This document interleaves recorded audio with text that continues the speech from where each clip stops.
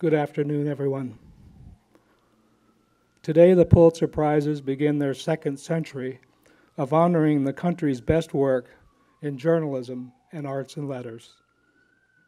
The prizes represent the core values of two realms: independent inquiry into public affairs and creativity and scholarship in telling the story of America in the world. My name is Mike Pride. I am the administrator of the prizes, and we are in the Joseph Pulitzer World Room at the Columbia University Graduate School of Journalism. In this room last week, the Pulitzer Prize Board chose the 2017 winners in 21 categories. This is my 16th and final year of participating at some level in selecting the Pulitzer winners. And I can now disclose that our 102 jurors and 19-member board were truly excited about the entries in this year's contest. Today is the 170th anniversary of the birthday of Joseph Pulitzer. Happy birthday, Joseph. In his prize plan, Pulitzer paired journalism and letters with the hope of elevating American literature and scholarship while raising the status of journalism.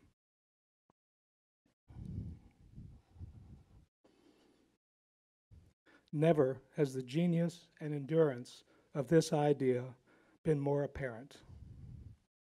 Among the arts and letters winners this year are works that examine prison violence, wholesale evictions, and human trafficking, and reimagine the nation's racial history in contemporary terms.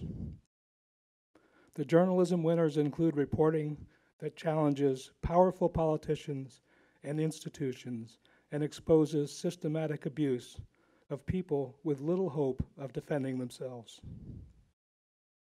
In recent years, the public focus has been on the decline of newspapers, great and small. This is a sad story, especially for an old print journalist like me. Yet the work that wins Pulitzer Prizes reminds us that we are not in a period of decline in journalism. Rather, we are in the midst of a revolution.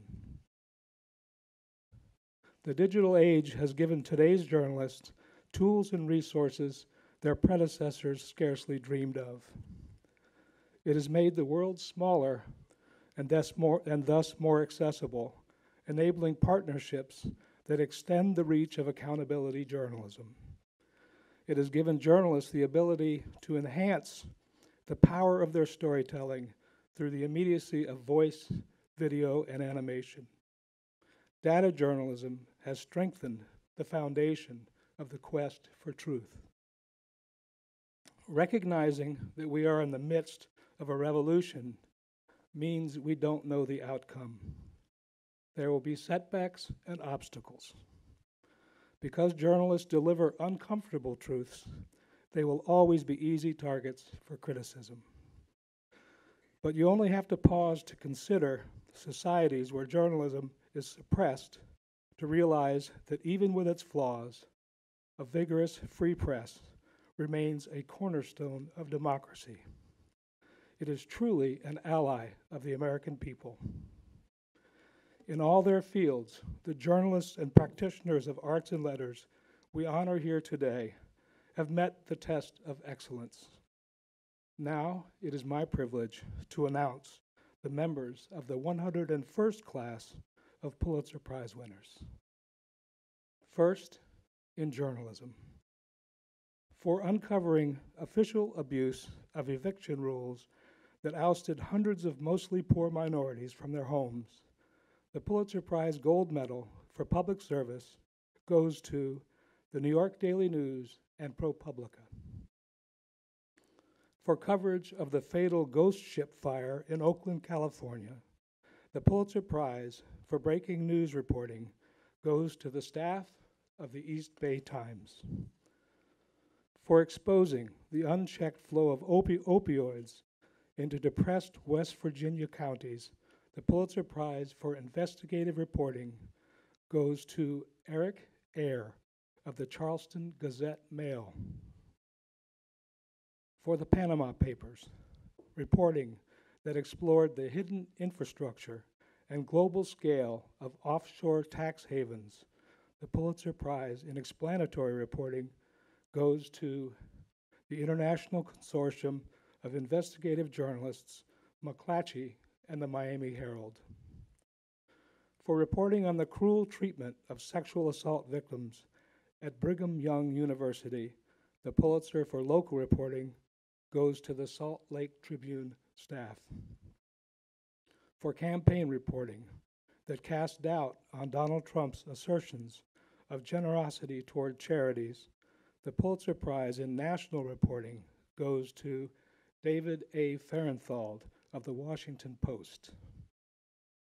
For agenda-setting reporting on Vladimir Putin's efforts to project Russia's power abroad, the Pulitzer Prize in International Reporting goes to the staff of the New York Times.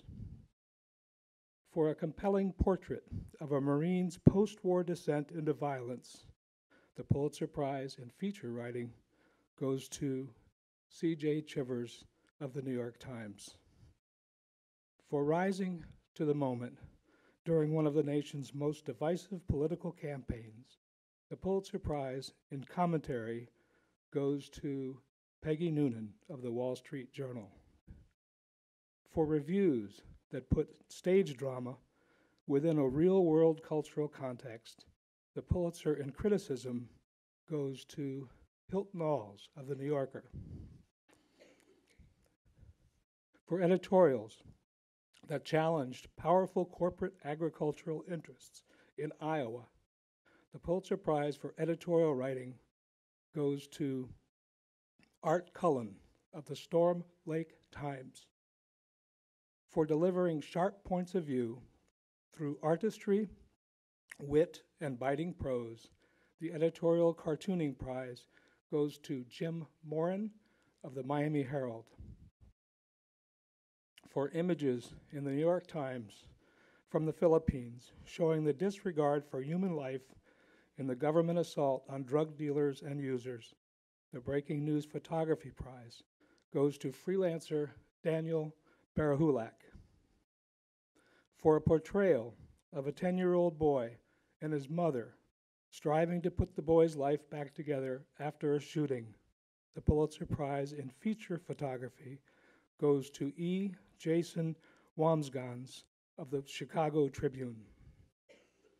Now, the Pulitzer Prizes for Arts and Letters. The prize in fiction goes to the novel The Underground Railroad by Colson Whitehead. The Pulitzer Prize in Drama goes to Sweat by Lynn Nottage. The Pulitzer Prize in History goes to Blood in the Water, the Attica Prison Uprising of 1971 and Its Legacy by Heather Ann Thompson. The Pulitzer Prize in Biography goes to The Return by Hisham Matar. The Pulitzer Prize in Poetry goes to Olio by Tahimba Jess. The Pulitzer Prize in General Nonfiction goes to Evicted, Poverty and Profit in the American City by Matthew Desmond. And the Pulitzer Prize in Music goes to Angel's Bone by Du Yun. This concludes the announcement of the 2017 Pulitzer Prizes. Thanks to all of you who tuned in through social media channels. Journalists in this room may now pick up packets with the winning work and other pertinent information. The winning journalism will be posted at pulitzer.org momentarily. I will return to the lectern in about 10 minutes to take any questions you have.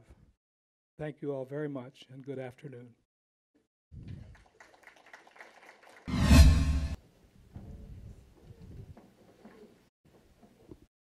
Are there questions?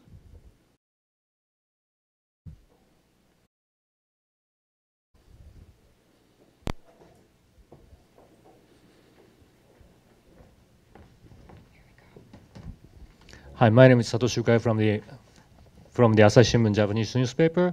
On Panama Papers, Pulitzer Prize for the report in the United States, but this Panama paper reporting involves in lots of international media organizations. Do you have any comment on that? Well, they're recognized, I think, in the way the entry is put together, but in fact, only American journalism organizations are eligible for Pulitzer Prizes, and it was pretty clear in reviewing the entries that the project was run by the International Consortium for Investigative Journalism. And so I think while the others are not recognized by name, there were hundreds of newspapers involved around the world, but they are recognized in the entry itself, and when it's presented online, you'll see that there's no dodging the fact that it's a much larger project.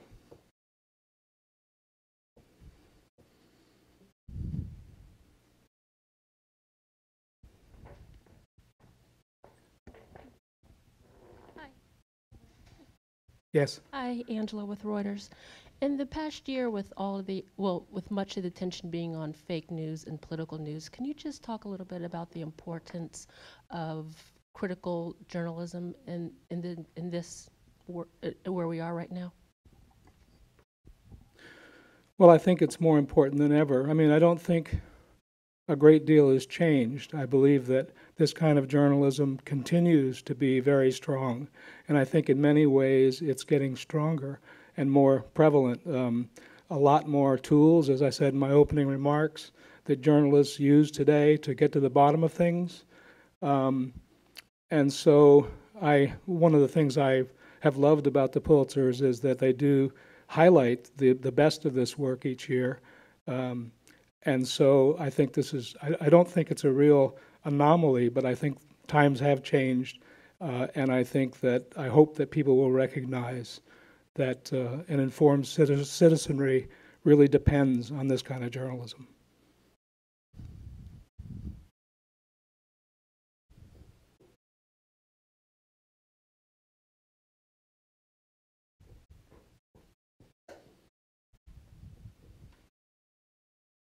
Hi, I'm Sandra Muller. I'm coming from France. Sorry for my accent. Just two questions.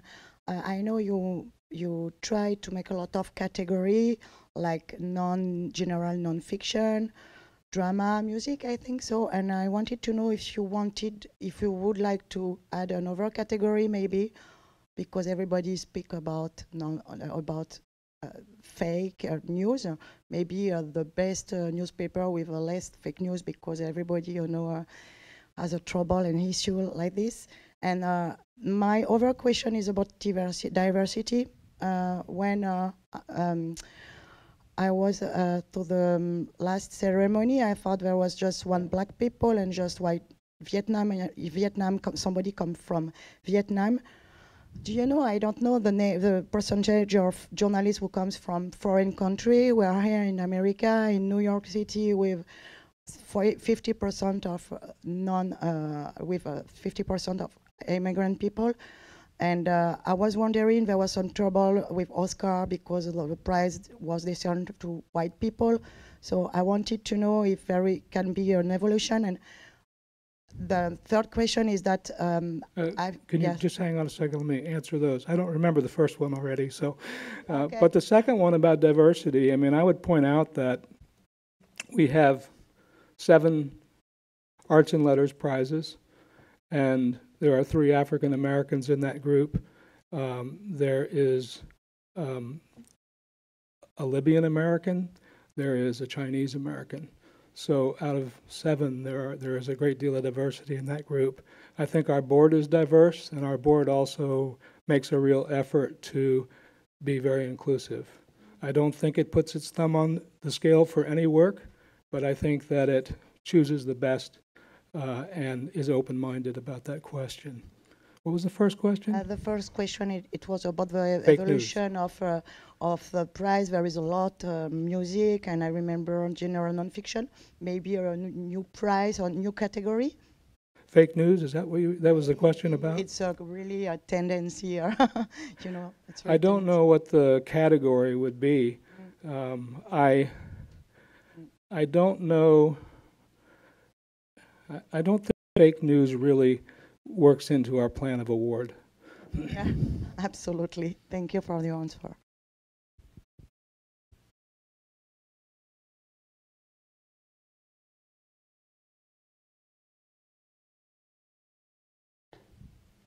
Other questions? I thank you very much. Oh, I'm sorry. Excuse me. Hi, my name is Joy, reporter from Caixin Globus, and I would just have some questions related to like last year's like election reporting, because I feel like a lot of general public think that the credibility of media got they don't. A lot of people say they don't trust media, and they skeptical about a lot of reporting. The media didn't see Trump's coming, and I was wondering that in this polarized environment, especially after all this, a lot of like alt-right media or other more right-leaning media's voice get louder in this environment. What do you think that how how should the journalist in this new era to respond to this new trend? My sense is that given the turmoil both in the world in that regard and the turmoil in journalism, that the most important thing that journalists can do is to keep their heads down and continue to do the kind of job that they've been doing. And I don't think so. I think the Pulitzer Prizes, our role basically is to reward what we see as the best journalism, and that is how we speak. That's what we say. So I'm not going to offer any kind of opinion about the political scene other than to say that journalists just need to keep plugging and keep doing what they do. All right, thank you.